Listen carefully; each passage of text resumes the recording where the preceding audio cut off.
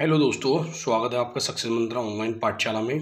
और आज की हमारी जो वीडियो है ये डेली करंट अफेयर्स की क्लास है, जिसमें डिस्कस करेंगे 2 अप्रैल 2023 का करंट अफेयर। और इससे पहले के जितना भी मोस्ट इम्पोर्टेंट करंट अफेयर है वो भी इस क्लास में डिस्कस किया जाएगा। तो ये क्लास जो है सभी एग्ज़ाम्स के लिए एक रामबाण क्लास रहने वाली है, तो इस क्लास को आप ज़रूर देखें क्योंकि यहाँ से ज़्यादातर क्वेश्चन पूछे जाने की संभावनाएँ हैं। अच्छी क्लास रहेगी, मोस्ट इम्पोर्टेंट सेलेक्टेड क्वेश्चंस हैं इसमें। ये ज़रूरी नहीं कि आपके 2 अप्रैल के ही क्वेश्चन हैं, इससे पहले का जो भी करंट अफेयर है वो भी इस क्लास में लिया है। तो इस चीज़ को देख करके जो है क्लास हो जाती है आपकी इम्पोर्टेंट। तो आप क्लास में जुड़े रहें और पूरी वीडियो जो है लास्ट तक देखें। यहाँ से 2-4 क्वेश्चन जो है आपको किसी भी प्रतियोगी परीक्षा में देखने को ज़रूर मिल सकते हैं। तो चलिए करते हैं आज की क्लास स्टार्ट, जिसमें पहला क्वेश्चन है, हाल ही में आर्टन कैपिटल द्वारा जारी पासपोर्ट इंडेक्स 2023 में शीर्ष पर कौन सा देश स्थित है? ऑप्शन है इस क्वेश्चन के, भारत, संयुक्त अरब अमीरात, जापान या फिर स्वीडन। तो कौन सा देश शीर्ष स्थान पर है? संयुक्त अरब अमीरात। इस क्वेश्चन का सही उत्तर हो जाता है ऑप्शन बी, आर्टन कैपिटल द्वारा जारी पासपोर्ट इंडेक्स 2023 में शीर्ष स्थान पर संयुक्त अरब अमीरात है। क्लियर? तो इसका सही उत्तर है ऑप्शन बी। बढ़ते हैं अगले क्वेश्चन की ओर। देखिए, कुछ क्वेश्चन से रिलेटेड जो भी महत्वपूर्ण जानकारियां हैं वो भी इस वीडियो में ली हैं। तो वीडियो को मतलब आपको जो है पूरा देखना है लास्ट तक, एक भी पॉइंट स्किप नहीं करना है। और क्लास जो है नोट करने वाली क्लास है, आप एक पेपर लेकर के जो है इसको ज़रूर नोट कर लें, क्योंकि यहाँ से क्वेश्चन जो है ज़रूर मिलेगा देखने के लिए आपको। जितनी भी क्लासेज यहाँ से दी जाएंगी सभी सिलेक्टेड क्वेश्चन आपके लिए यहाँ पर है। देखिए, पहला स्थान किसका रहा है आर्टन कैपिटल द्वारा जारी पासपोर्ट इंडेक्स 2023 में? ये तो रहा है आपका यूएई का। क्लियर? और इसमें भारत का स्थान रहा है 144। भारत हमारा जो है 144वें स्थान पर है। और भारत का जो स्थान है 2022 में वो कौन सा था? 138वां। इस बार कितना हो गया 2023 में? 144वां। और अंतिम स्थान पर है हमारा जो देश है, कौन सा? अफगानिस्तान। कौन से स्थान पर पहुंच गया आगे चक्कर के? 199वें स्थान पर। चलिए आगे देखते हैं। द वर्ल्ड हैप्पीनेस रिपोर्ट 2023 में भारत का कौन सा स्थान है? 126वां। कौन सा? 126वां हैप्पीनेस रिपोर्ट में। और कौन सा? 2023 में 126वां स्थान हो जाता है भारत का। और दुनिया का सबसे बड़ा हथियार आयातक देश कौन सा है? यह भी भारत है। दुनिया का सबसे बड़ा हथियार आयातक देश, यह भी भारत हो जाता है। और IQ एयर की रिपोर्ट के अनुसार प्रदूषित देशों की सूची में भारत की रैंक क्या है? तो भारत की रैंक होती है यहाँ पर 8वीं। क्लियर? अच्छा, अगला पॉइंट है, क्रिप्टो अपनाने के लिए तैयार 7वां सबसे बड़ा देश कौन सा है? तो क्रिप्टो अपनाने में सबसे बड़ा देश हो जाता है 7वां भारत। कौन से स्थान पर है भारत? 7वें स्थान पर। चलिए आगे देखते हैं। क्वेश्चन 2 है, हाल ही में इंसान में वर्ड फ्लू का मामला हाल ही में इंसान में बर्ड फ्लू का पहला मामला कहाँ दर्ज किया गया है? ऑप्शन है ब्राज़ील, मैक्सिको, अर्जेंटीना या फिर चिली।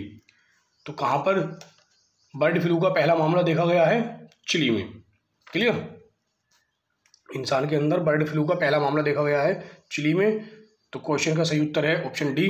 मोस्ट इंपोर्टेंट क्वेश्चन है, क्योंकि ये जो है बेसिकली किस में होता था? ये पक्षियों के अंदर ये बर्ड फ्लू फैलता था, और वो भी मुर्गियों में। अब जो है इसका मामला सबसे पहली बार देखा गया है ह्यूमन के अंदर, इंसानों में। ठीक है? तो किस देश में देखा गया है? वो देखा गया है चिली के अंदर। चलिए आगे बढ़ते हैं। भारत ने किस देश के साथ पहली राष्ट्रीय सुरक्षा सलाहकार स्तर की बैठक की है? तो किसके साथ की है? USA के साथ। भारत ने पहली राष्ट्रीय सुरक्षा सलाहकार स्तर की बैठक USA के साथ की है। और अगला पॉइंट है यहाँ पर, किस भारतीय कंपनी ने इजराइल के हाइफा बंदरगाह का अधिग्रहण किया है? कहाँ के? इजराइल के हाइफा बंदरगाह का अधिग्रहण किया है? किसने किया है? अडानी ने। क्लियर? अगला पॉइंट है, इंडिया UK अचीवर्स ऑनर्स द्वारा किस पूर्व भारतीय PM को लाइफ टाइम अचीवमेंट अवार्ड दिया गया है? तो ये दिया गया है डॉक्टर मनमोहन सिंह जी को। क्लियर? कहाँ का अवार्ड है ये? इंडिया UK अचीवर्स ऑनर्स द्वारा। ठीक है? PM को लाइफ टाइम अचीवमेंट अवार्ड बहुत बड़ी उपलब्धि है हमारे देश के लिए। तो ये किसको दिया गया है? डॉक्टर मनमोहन सिंह को। चलिए बढ़ते हैं आगे। क्या है? यूनेस्को द्वारा दुनिया की पहली लिविंग हेरिटेज यूनिवर्सिटी का दर्जा किसे दिया गया है? किसके द्वारा दिया गया है? ये यूनेस्को के द्वारा पहली लिविंग हेरिटेज यूनिवर्सिटी कौन सी हो जाती है? विश्व भारती। क्लियर? चलिए सभी क्वेश्चन जो हैं आप नोट करते हुए चलें। चलिए अगला क्वेश्चन देखते हैं। हाल ही में सूर्य में 33 बिलियन गुना बड़े विशाल ब्लैक होल की खोज किसने की? ब्रिटेन ने, जर्मनी ने, कनाडा ने, ए व बी दोनों ने। तो किसने की है ये 33 बिलियन गुना बड़े विशाल ब्लैक होल की खोज? ये की है ब्रिटेन और जर्मनी ने। क्लियर? तो इस क्वेश्चन का सही उत्तर है ऑप्शन डी। चलिए बढ़ते हैं आगे। यहाँ पर क्या है? अंतर्राष्ट्रीय सौर गठबंधन का नया हस्ताक्षरकर्ता देश कौन है? तो अंतर्राष्ट्रीय सौर गठबंधन में नया देश कौन सा शामिल हुआ है? कांगो गणराज्य। क्लियर? और इसका जो हेडक्वार्टर है इंटरनेशनल सोलर अलायंस का, ये कहाँ पर होता है? गुरुग्राम के अंदर, भारत में। और प्रोजेक्ट एलोरा किससे संबंधित है? ये माइक्रोसॉफ्ट का एक स्थानीय भाषा का एक प्रोजेक्ट है, ये माइक्रोसॉफ्ट ने लॉन्च किया है इसे। क्लियर? क्या नाम है इसका? प्रोजेक्ट एलोरा। चलिए आगे देखते हैं। भारत की पहली हाइड्रोजन ट्रेन किस नाम से संचालित की जाएगी? तो ये जो ट्रेन संचालित की जाएगी वंदे भारत के नाम से इसको संचालित किया जाएगा। भारत की पहली हाइड्रोजन ट्रेन रहेगी जिसका नाम रहेगा वंदे भारत। चलिए आगे बढ़ते हैं। सौर मंडल का सर्वाधिक उपग्रह वाला ग्रह कौन सा है? तो बृहस्पति के जो है सौरमंडल के अंदर सबसे ज़्यादा उपग्रह हैं। कितने? 92। अगला पॉइंट है ऑपरेशन दोस्त किसका है? तुर्की और सीरिया का जो है ऑपरेशन दोस्त भारत ने इन दोनों देशों के साथ मिलकर के शुरू किया है। ये तुर्की में और सीरिया में जो वो हुआ था अभी भूकंप जो आया था, तो उस समय भारत ने वहाँ पे जाकर के एक ऑपरेशन चलाया था, ऑपरेशन दोस्त, बचाव कार्य में। चलिए आगे बढ़ते हैं। अगला क्वेश्चन है हमारा, हाल ही में किस भारतीय उत्पाद को यूरोपीय भौगोलिक संकेत जीआई प्रदान किया गया है? तो कौन से उत्पाद को किया गया है?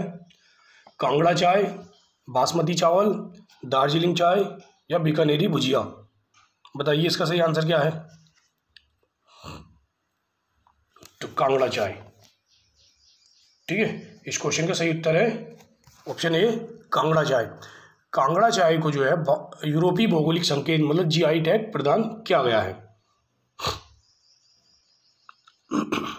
चलिए आगे बढ़ते हैं। यूनेस्को ने किस शहर को खतरे में एक विश्व धरोहर स्थल के रूप में सूचीबद्ध किया है? यूनेस्को ने किस शहर को खतरे में एक विश्व धरोहर स्थल के रूप में सूचीबद्ध किया है? तो ये क्या है उसने? ओडेशा को, जो कहाँ का एक शहर है, यूक्रेन का। क्लियर? आगे बढ़ते हैं। बाजरा के लिए वैश्विक उत्कृष्टता केंद्र कहाँ स्थापित किया जाएगा? तो ये बनेगा हैदराबाद के अंदर। और सफ़ेद प्याज का जो जीआई टैग दिया गया है वो दिया गया है महाराष्ट्र को। और सुंदरजा आम का जीआई टैग किसको मिला है? मध्य प्रदेश के रीवा जिले को। तो ये सभी क्वेश्चंस इंपॉर्टेंट क्वेश्चन है। सॉरी, आगे बढ़ते हैं। मुरैना गजक का जीआई टैग किसको मिला है? ये मिला है मध्य प्रदेश को। और नागरी दुबाराजा चावल का जीआई टैग किसको मिला है? ये मिला है छत्तीसगढ़ को। क्लियर? और गमोचा का जीआई टैग मिला है असम को। और तेंदुर रेड ग्राम ये जीआई टैग है तेलंगाना के पास। क्लियर? चलिए बढ़ते हैं आगे। क्वेश्चन 6 है, हाल ही में दूसरा संयुक्त कमांडर सम्मेलन का आयोजन कहाँ किया जा रहा है? हाल ही में दूसरा संयुक्त कमांडर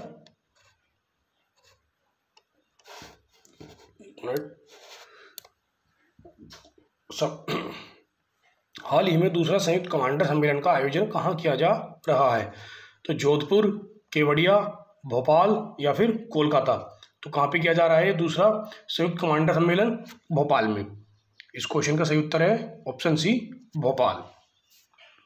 आगे बढ़ें, देखते हैं कुछ और इम्पोर्टेंट फैक्ट्स। क्या है? दक्षिण भारत की पहली औद्योगिक कॉरिडोर परियोजना कहाँ स्थापित होगी? ये होगी तुमकुर, कर्नाटक में। क्लियर। कहाँ पर? तुमकुर कर्नाटक में। क्या है? दक्षिण भारत की पहली औद्योगिक कॉरिडोर परियोजना। तो ये स्टार्ट होगी तुमकुर कर्नाटक में। और देश में पहली बार लिथियम के भंडार कहाँ मिले हैं? ये मिले हैं जम्मू कश्मीर में। नई शिक्षा नीति की सिफारिश किस समिति ने की थी? ये की है कस्तूरी रंगन समिति ने। और शिक्षा के अधिकार को किस संविधान संशोधन द्वारा मूल अधिकार में शामिल किया गया है? तो ये संविधान था 86वां संविधान संशोधन अधिनियम 2002 के तहत जो है मूल अधिकार को शामिल किया गया है। मूल अधिकार में शिक्षा के अधिकार को शामिल किया गया है। बढ़ते हैं अगले क्वेश्चन की ओर। हाल ही में केंद्रीय मंत्री पीयूष गोयल द्वारा जारी विदेश व्यापार नीति 2023 में किन मुद्दों को शामिल किया गया है? तो किन मुद्दों को शामिल किया गया है इसमें? निर्यात प्रोत्साहन, व्यापार करने में आसानी, ई कॉमर्स और उपयुक्त सभी। तो इन सभी मुद्दों को जो है इस नीति में शामिल किया गया है। तो क्वेश्चन का सही उत्तर है ऑप्शन डी। क्लियर। किसने जारी की थी ये नीति? पीयूष गोयल ने। विदेश व्यापार नीति, इसमें जो है निर्यात प्रोत्साहन, व्यापार करने में आसानी और ई कॉमर्स, इन सभी मुद्दों को जो है इसमें शामिल किया गया है। आगे देखते हैं। पहला भारतीय नौसेना कमांडर सम्मेलन कहाँ आयोजित हुआ? तो पहला भारतीय नौसेना कमांडर आयोजित हुआ था ये कोची में। और रायसीना डायलॉग के 8वें संस्करण का आयोजन कहाँ किया गया है? तो रायसीना डायलॉग के 8वें संस्करण का आयोजन हुआ है नई दिल्ली के अंदर। मध्य प्रदेश का 53वां नवीनतम जिला है मऊगंज। कौन सा जिला है ये? 53वां नाम है इसका, मऊगंज। प्रवासी भारतीय सम्मेलन इस बार कहाँ हुआ है? ये इंदौर मध्य प्रदेश में। क्लियर। नेक्स्ट क्वेश्चन है। हाल ही में पथश्री रास्ता श्री प्रोजेक्ट को कहाँ लॉन्च किया गया? पश्चिम बंगाल में, असम में, ओडिशा में या फिर त्रिपुरा में? तो पथश्री रास्ता श्री प्रोजेक्ट को लॉन्च किया गया है पश्चिम बंगाल के अंदर। क्लियर। कहाँ पर? पश्चिम बंगाल के अंदर। तो क्वेश्चन का सही उत्तर हो जाता है ऑप्शन ए। आगे देखते हैं।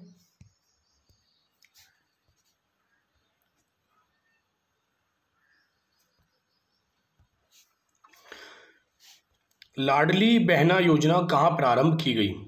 तो ये योजना प्रारंभ की गई है मध्य प्रदेश के अंदर। दूसरी भारतीय चावल कांग्रेस का आयोजन कहाँ किया गया है? तो इसका आयोजन किया गया है जी कटक ओडिशा के अंदर। सिंधु जल समझौता हुआ था 1960 में और भारत और पाक के मध्य। क्लियर। कब? 1960 में भारत और पाक के मध्य। पाक मतलब पाकिस्तान। और रैंप योजना संबंधित है एमएसएमई से। अगला क्वेश्चन है। हाल ही में integrated river basin management project के लिए विश्व बैंक ने किस राज्य को 108 बिलियन डॉलर के ऋण देने की मंजूरी प्रदान की है? तो कहाँ की है ये? ओडिशा में, बिहार में, असम में, उत्तर प्रदेश में। तो कहाँ की है ये? 108 बिलियन डॉलर के ऋण देने की मंजूरी विश्व बैंक के द्वारा ये की गई है असम के अंदर। क्लियर। असम के अंदर जो है यह मंजूरी दी गई है। तो क्वेश्चन का सही उत्तर है ऑप्शन सी। पढ़ते हैं आगे। विश्व की सबसे बड़ी झील कौन सी है? कैस्पियन सागर। और विश्व की ताजे पानी की सबसे बड़ी झील हो जाती है सुपीरियर झील। सर्वाधिक लवणता वाली झील है वोन झील, जो कहाँ पर है? तुर्की के अंदर। और वुलर झील कहाँ स्थित है? जम्मू कश्मीर में मीठे पानी की ये झील है। क्लियर। लोकटक झील है काबुल लामजाओ। लोकटक झील पर कौन सा नेशनल पार्क बना हुआ है? काबुल लामजाओ नेशनल पार्क, जो कहाँ पर है? मणिपुर में। क्लियर। तो ये सभी पॉइंट जो हैं एग्जाम्स की दृष्टि से जो है मोस्ट इंपोर्टेंट हैं, इनको भी आप देख लीजिए। विश्व की सबसे बड़ी झील कैस्पियन सागर, विश्व की सब ताजे पानी की सबसे बड़ी झील है सुपीरियर झील, और विश्व की सर्वाधिक लवणता वाली झील है वोन झील, जो कि तुर्की में है, और मीठे पानी की सबसे बड़ी झील है वुलर झील जम्मू कश्मीर के अंदर, और काबुल लामजाओ नेशनल पार्क है लोकटक झील पर। और ये जो नेशनल पार्क है इसको तैरता हुआ नेशनल पार्क भी कहा जाता है, और ये है मणिपुर में स्थित। आगे बढ़ते हैं। क्वेश्चन 10 है। हाल ही में झील विकास कार्यक्रम की शुरुआत कहाँ की गई है? तो झील विकास कार्यक्रम की शुरुआत कहाँ की गई है? महाराष्ट्र, राजस्थान, केरल या फिर तेलंगाना में। तो ये शुरुआत की गई है झील विकास कार्यक्रम की तेलंगाना के अंदर। ठीक, क्वेश्चन का सही उत्तर है ऑप्शन डी, तेलंगाना में। चलिए, अब ये यहाँ से आपकी क्लास हो जाती है ज़्यादा इम्पोर्टेंट। ये सभी जितने भी फैक्ट हैं ये आप ज़रूर नोट करें इसमें, क्योंकि ये एक एग्ज़ाम की दृष्टि से ज़्यादा इम्पोर्टेंट प्रश्न है। खेल से संबंधित सभी क्वेश्चन हैं ये, तो इसे ज़रूर देखें आप। देखिए, जूनियर कबड्डी विश्व चैंपियनशिप 2023, जूनियर कबड्डी विश्व चैंपियनशिप 2023 की बात करते हैं, जिसमें विजेता रहा है भारत और उप विजेता है यहाँ पर ईरान। और इसका आयोजन कहाँ पर किया गया है? ईरान के अंदर। किसका? जूनियर कबड्डी विश्व चैंपियनशिप 2023 का विजेता भारत, उप विजेता है यहाँ पर ईरान, और इस चैंपियनशिप का आयोजन किया गया है ईरान के अंदर। आगे बढ़ते हैं। संतोष ट्रॉफी 2023 किससे संबंधित है? ये फुटबॉल से, और इसका विजेता कौन है? कर्नाटक। ये ट्रॉफी जीती है कर्नाटक ने। ठीक है, चलिए आगे देखते हैं। आईसीसी अंडर 19 T20 महिला विश्व कप 2023, आईसीसी अंडर 19 T20 महिला विश्व कप 2023, इसका आयोजन किया गया साउथ अफ्रीका में, और विजेता है यहाँ पर भारत, और उप विजेता रहा है इंग्लैंड। आईसीसी अंडर 19 T20 महिला विश्व कप किसने जीता? भारत ने। और किसको हरा करके जीता? इंग्लैंड को।